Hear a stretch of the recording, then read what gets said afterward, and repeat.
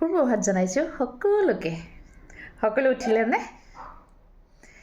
মই উঠিলোঁ, একদম সোনকালে উঠিছোঁ।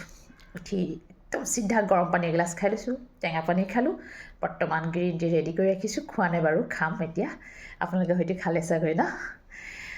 এটা আজি সাংঘাতিক ধুনীয়া পইণ্ট এটা আজি মোৰ পুৱাৰ পৰাই মনত পৰি আছে, আপোনালোকক কওঁ কওঁ লাগি আছে, সেইকাৰণে আহি গৈছোঁ। শুনিবচোন। আমি যিটো প্ৰতিজন এজন আমি কোন হয়? আমিতো এজন আত্মা হয়।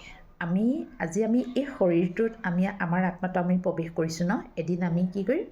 যেতিয়া মৃত্যুৰ সময় আহে, যেতিয়া আমি যাবগৈলগীয়া হয়, আমাৰ আত্মাটো ওলাই গুচি যায়, কিন্তু শৰীৰটো যেতিয়া একো কাম নাইকিয়া হৈ যায় ন? হয় নাই বাৰু কথাষাৰ? সেইটো আমি সকলোৱে জানো। কিন্তু এটা কথা কওঁ শুনকচোন, আমাৰ প্ৰতিজন আত্মাৰে এটা বহুত ডাঙৰ গুণ আছে জানেনে? প্ৰতিজন ব্যক্তিৰে কথা কৈছোঁ, কিয় কৈছোঁ শুনক। ইমান মৰম আছে জানেনে? সেই মৰমটো আচলতে আমি কি হয়, মৰম, শান্তি, সৰলতা, প্ৰেম প্ৰতিজন আত্মাতে আছে। কিন্তু আমি কি কৰোঁ জানে? আমাৰ প্ৰকাশ কৰা ভংগী ভাৱ বা আমাৰ কৰ্মসূত্ৰে আমি সেইবোৰ বস্তু প্ৰকাশ নাপায়। আৰু কিছু ব্যক্তিৰ প্ৰকাশ পায়, যিখিনি চাবচোন, আমি কেতিয়াবা কোনোবা এজন মহাত্মাৰ ওচৰলৈ গ'লে, কোনোজন বা সত্ৰাধিকাৰ বা কোনোবা এজনৰ ওচৰলৈ গ'লে মনটো ইমান ভৰি পৰে, মনটো ইমান ভাল লাগে। কেলৈ? তেওঁলোকৰ অ'ৰাটোত কি আছে জানেনে? সেই শান্তি, সুখ, প্ৰেম, মৰম, সেই গোটেইখিনি তেওঁলোকৰ অ'ৰাটোত একদম ভৰপূৰ হৈ থাকে। সেইকাৰণে কি হয়, আমি সাধাৰণ ব্যক্তি বুলিয়ে কৈছোঁ ন? সাধাৰণ ব্যক্তি যদি আমি তেওঁৰ ওচৰত খাৰা হওঁ, তেতিয়া আমি গম পাই যাওঁ তেওঁৰ পজিটিভ ভাইবটো আমাক বহুত বাৰুকৈ চুই যায়। হয় নাই বাৰু? এটা কথা কৈছোঁ শুনকচোন, এই শক্তিটো ভগৱানে সকলোকে দিছে, কিন্তু আমি নিজে আচলতে এই বস্তুবোৰ প্ৰয়োগ কৰিব নাজানো। হয় নহয়? আচলতে এটা কথা কওঁ, এই বস্তুবোৰ প্ৰয়োগ কৰিবলৈ কিছুমান বস্তু আমি কৰিব লাগিব।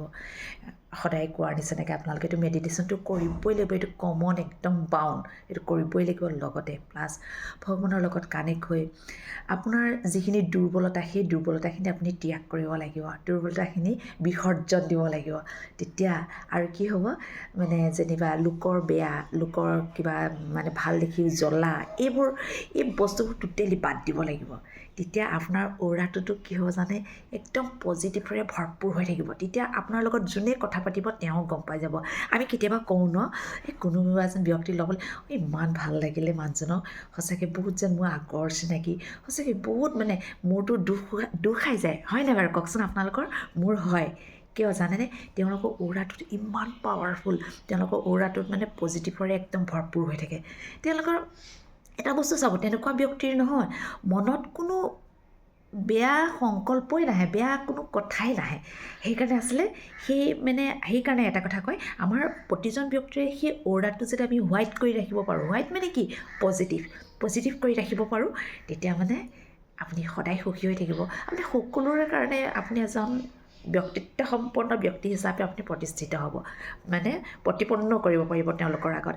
মই এটা কথাই ক'ব বিচাৰিছোঁ, সেইকাৰণে এটা কথাই ক'ম, প্ৰতিজন ব্যক্তিয়ে সেই গুণটো আছে। সেইকাৰণে আমি প্ৰতিজন ব্যক্তিয়ে আমাৰ নিজৰ দুৰ্বলতা আমি নিজে জানো ক'ত কি আছে, সেই দুৰ্বলতাখিনি বিসৰ্জন দিব লাগে, দি আমি আগবাঢ়ি যাব লাগে। মই সেইটোৱে বিচাৰোঁ। আৰু এটা আচলতে ক'ম বুলি আৰু বহুত কথা মনলৈ আহি আছে, কিন্তু ভিডিঅ'টো দীঘল হৈ গৈছে, সেইকাৰণে এটা কথাই ক'ম, সকলো ধুনীয়াকৈ থাকক, সকলোৱে মেডিটেশ্যন কৰিব, কিন্তু দেই একদম কৰিবই মেডিটেশ্যনটো, জীৱনত বান্ধি লওক, তেতিয়া জীৱনটো চাব সুন্দৰ পথত আগবাঢ়ি যাব পাৰিব।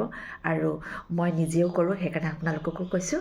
ঠিক আছে, আজিলৈ ৰাখোঁ। আকৌ এবাৰ কওঁ, আপোনালোকৰ দিনটো সুন্দৰ হওক, সুখৰ হওক, তাকে কামনা কৰিছোঁ। নমস্কাৰ।